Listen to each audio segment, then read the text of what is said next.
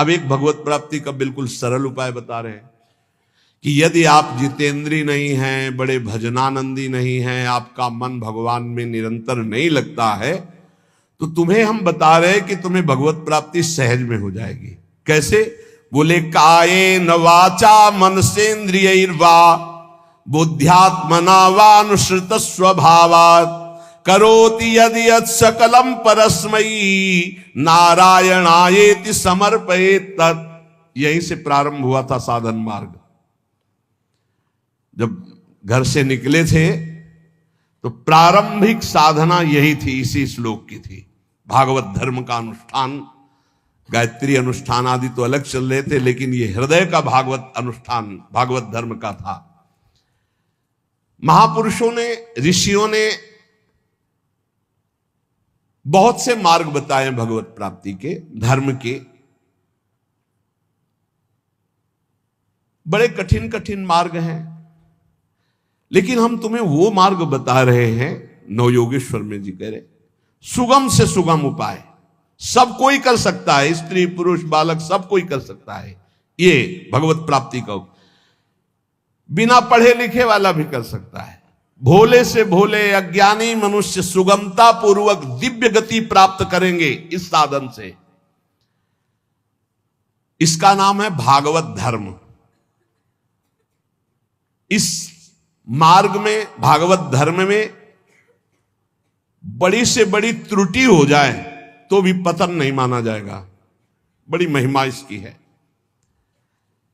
देखो, अन्य साधनों में अगर त्रुटि हो गई, जैसे आप 20 वर्ष से ब्रह्मचर्य हैं और एक दिन व्यभिचारी बन गए तो 20 वर्ष का ब्रह्मचर्य का क्या? ऐसे हर साधन में है। लेकिन भागवत धर्म में, नाम जप में, इनमें यह सिद्धांत लागू नहीं होता। आप 20 बार नाम जप किए हैं, इसके बाद भ्रष्ट हैं, तो 20 बार नाम जप आपका, आपके कल्याण का कार्य करेगा। 19 नहीं होगा, वो 20 ही रहेगा। 21 से शुरू होगा जब आपका शुरू होगा। किसी ने कहा कि आप महाराज जी कहते हैं नाम जप से सारे पाप नष्ट हो जाते हैं, तो लोगों का उत्साह नहीं बढ़ेगा पाप कर्म करने में। तो आप ध्यान से सत्संग नहीं सुनते हैं, तब ऐसा प्रश्न आता है। जब कभी ऐसा वर्णन होता है कि तुम चाहे जितने पाप किए हो, नाम जप करने से सारे पाप नष्ट हो जाते, तो वहां एक जरूर बात हम कहते हैं, अब लो नसानी अब ना नसई हो। आज तक किया, लेकिन हे हरि आज के बाद पाप नहीं करूंगा। तो हम वादा करते हैं, मेरे भगवान के वचन है, अहम त्वाम सर्व पापेभ्यो मोक्षयिष्यामि मा शुचा। और सूक्ष्म रूप से अगर आपने ध्यान से सुना हो कि अगर आज आप कहते हैं कि हे भगवान मैं आपकी शरण में हूं, अब आज से मैं पाप बंद करके आपका नाम जप करूंगा, पक्का आप निष्पाप हो जाएंगे। लेकिन कल फिर पाप जानबूझकर करते हैं तो प्लस हो जाएगा पीछे का। ध्यान से सत्संग सुनोगे तो प्रश्न नहीं उठेगा। क्या नाम जापक का पापोत्साह बढ़ता है? जप करके तो देख, प्रश्न करने की जरूरत नहीं। नाम जप करके देख। हम कहते हैं नाम ही एक ऐसा है जो सर्व पाप प्रणाशनम। और देखो, ये तो हम कह रहे हैं, लेकिन इतने में से जितने बैठे हो हमें बताना कि एकदम ब्रेक मार के हमें दिखा दो कोई कि आज से भीष्म प्रतिज्ञा है और निर्वाह करके दिखा दो। ये तो कृपालु भगवान है, कह रहे हो, हम भी कह रहे हैं कि आज से हम पाप नहीं करेंगे। लेकिन हो सकता है कि ब्रेक मारते मारते गाड़ी बीता दो बीता आगे खिसल जाए, वो ब्रेक मानी जाएगी, ब्रेक ही मानी जाएगी कि देख लो पहिया नहीं चला है, पर ब्रेक मारी खिसक गया एक बीता, उतने में घटना घट गई। तो जनयो गुण प्रभु मान न काऊ, दीन बंधु अति मृदुल स्वभाव। अब मन रहा है विषयी पापात्मा, ब्रेक मारते मारते कोई गलती बन गई तो राहत न प्रभु चित चूक किए की, करत सुरत सै बार हिए। ये उसकी बात कह रहे जिसने ब्रेक मारी पर चूक हो गई, ये उसकी नहीं कह रहे जो सुन के चूक करेगा। उसके लिए फिर नाम के बल से अपराध करने वाले को नामापराध लागू हो जाता है उस पर। कानून कानून है। अब ये जो भागवत धर्म का बोले, इसमें किसी भी निमित्त से प्रमाद हो जाए तो वो कर्तव्य से च्युत नहीं होता। जैसे जीटी रोड बड़ा है, खाली है, आंख मूंद के चलो तो गिरोगे नहीं, बहुत प्लेन जीटी रोड।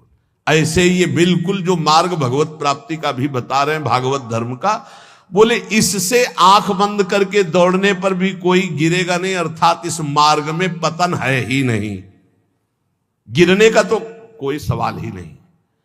इसको कहते हैं भागवत धर्म।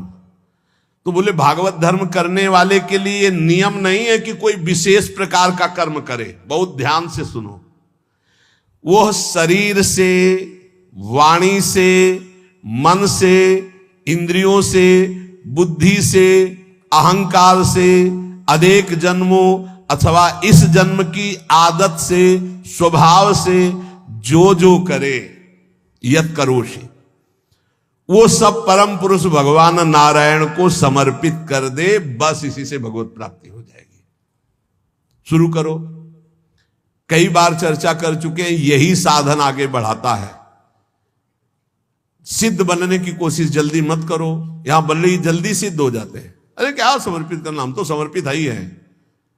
सही ढंग से समर्पित हो जाओ तो ये निकलेगा नहीं कि हम समर्पित हैं। वो प्रभु कहेंगे ये मेरा है। हमें क्या कहें, हमें तो सिर्फ इतना कहना है कि हमारे आप हो, बस। समर्पित है कि नहीं वो तो तुम जानो, हम क्या जाने। क्योंकि समर्पण का तो आपको स्वीकृति करनी हो, आप जानो कितना है, हम क्यों कहें। हमारा हर मिनट, हर सेकंड, हर चेष्टा आपके चरणों में समर्पित होगी।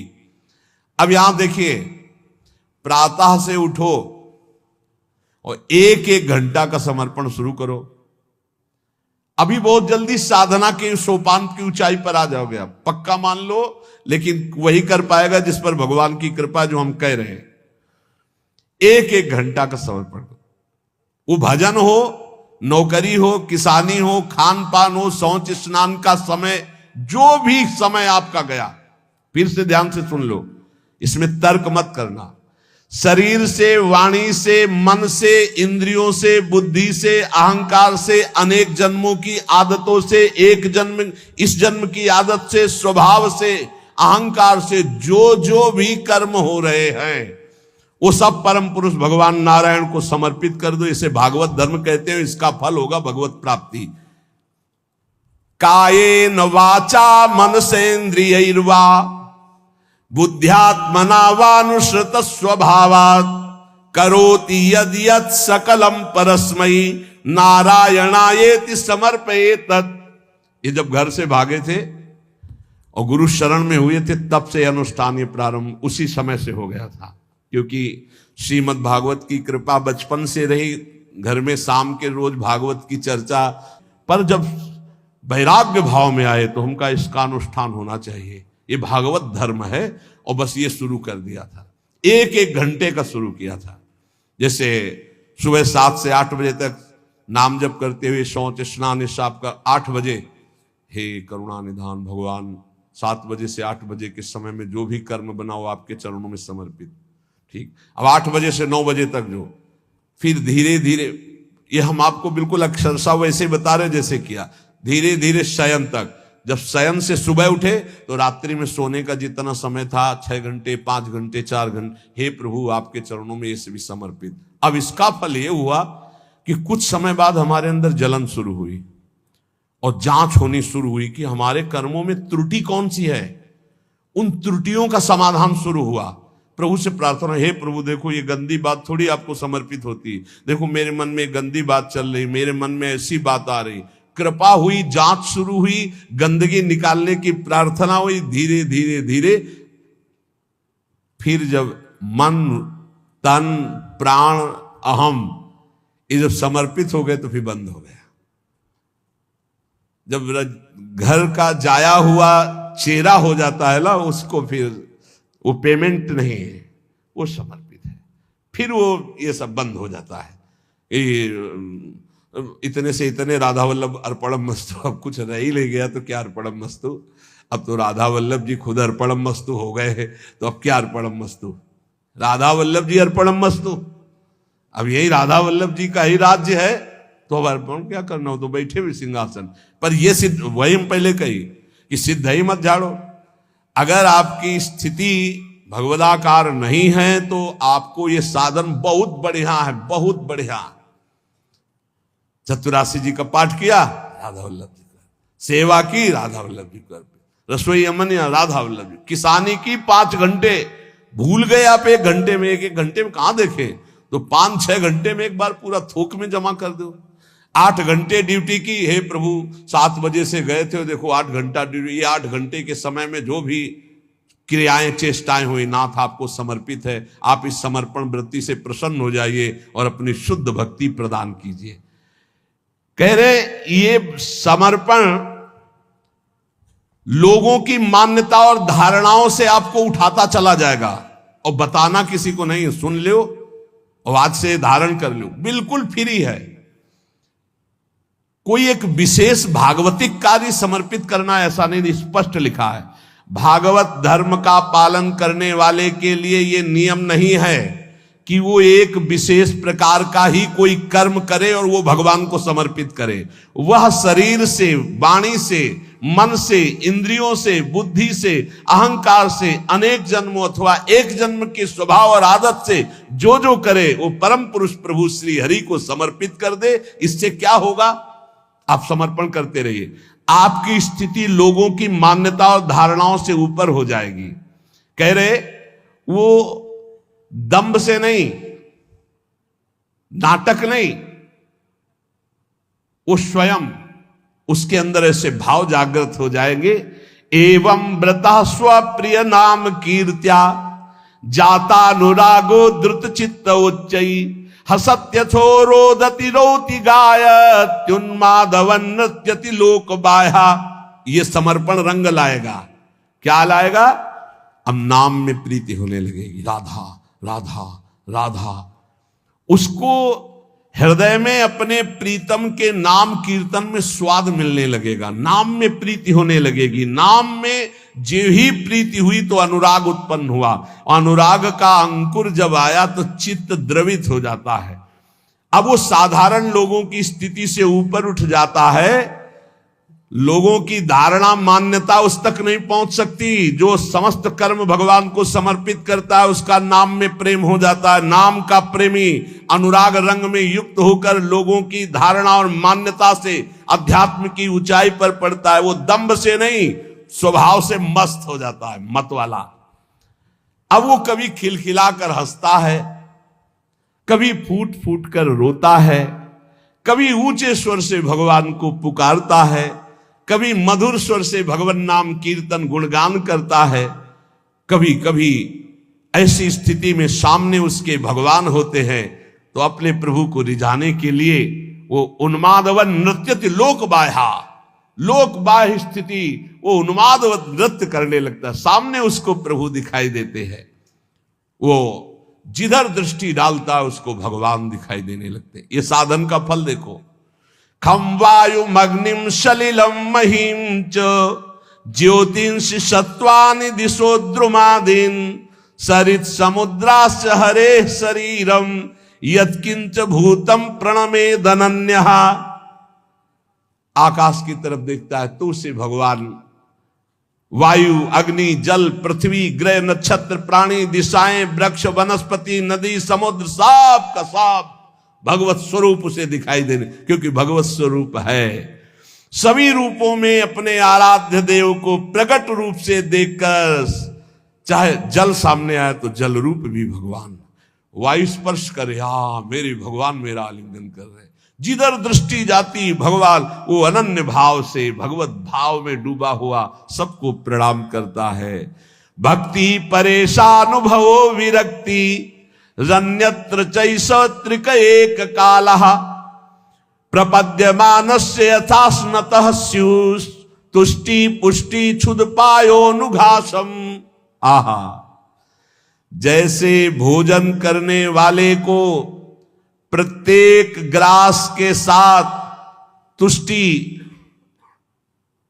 पुष्टि, क्षुधा निवृत्ति तीनों एक साथ होते हैं, ऐसे ही एक एक मिनट जो भगवान को समर्पित करता है, नाम जप करता है, उसको भजन के प्रत्येक क्षण का प्रभाव, संसार से वैराग्य, प्रभु में प्रेम और अपने स्वरूप का ज्ञान, तीनों एक साथ, तुष्टि पुष्टि क्षुधा निवृत्ति, संसार से वैराग्य, भगवान में अनुराग, अपने स्वरूप का ज्ञान, तीनों एक साथ बढ़ते चले जाते हैं। एक एक क्षण भगवान को समर्पित करता है, भगवान नाम जप करता है। यही जीवन का सार है। गुरु शिष्य का संबंध है भगवत प्राप्ति कराने से। तन मन प्राण समर्पित करके गुरुदेव की आज्ञा पे चलो, निश्चित भगवत प्राप्ति है। भगवत प्राप्ति कोई ऐसा रसगुल्ला या गुलाब जामुन नहीं कि खरीद लिया, ये लो भैया खा लो। उनकी आज्ञा पे चलो, भगवत प्राप्ति आपको होनी है। आपको भ्रम छोड़ना है, आपको असत आचरण छोड़ने, आपको असत चिंतन छोड़ना है, आपको भगवत चिंतन करना है। तो गुरुदेव का सारा प्रयास रहता है असत त्याग करके सत्य में स्थित करना। वो गुरु नहीं है जो अपने शिष्य को भगवत भक्ति के रंग में रंग करके मृत्यु रूपी माया रूपी फांसी से न बचा पावे। वो गुरु नहीं है। वह स्वजन नहीं है जो अपने संबंधी को भगवत नाम जपने का उपदेश न करे। वो पिता नहीं जो अपने पुत्र को भगवत प्राप्ति का उपदेश न करे। वो माता नहीं जो अपने पुत्र को भगवत प्राप्ति का भजन का उपदेश न करे। वो पति नहीं है जो भगवत प्राप्ति का उपदेश न करे, भगवत प्राप्ति का सहयोग न करे। इन सारे संबंधों की एक ही महानता है कि मुझे भजन भगवत प्राप्ति का संयोग बैठा ला जाए और इस जन्म में भगवत प्राप्ति कर ले। चाहे वो गुरु हो, चाहे माता हो, चाहे पिता हो, चाहे मित्र हो। भगवत रसिक जी कहते हैं अगर ऐसा संग नहीं है भगवत प्राप्ति का तो सब माया का नाटक है। हमको नहीं इस माया के नाटक में फंसना। देखो भगवत प्राप्ति कैसे होती है। आपने एक जगह मान लिया कि हम सब बात तो टाल सकते हैं, अपने गुरु की बात नहीं टाल सकते।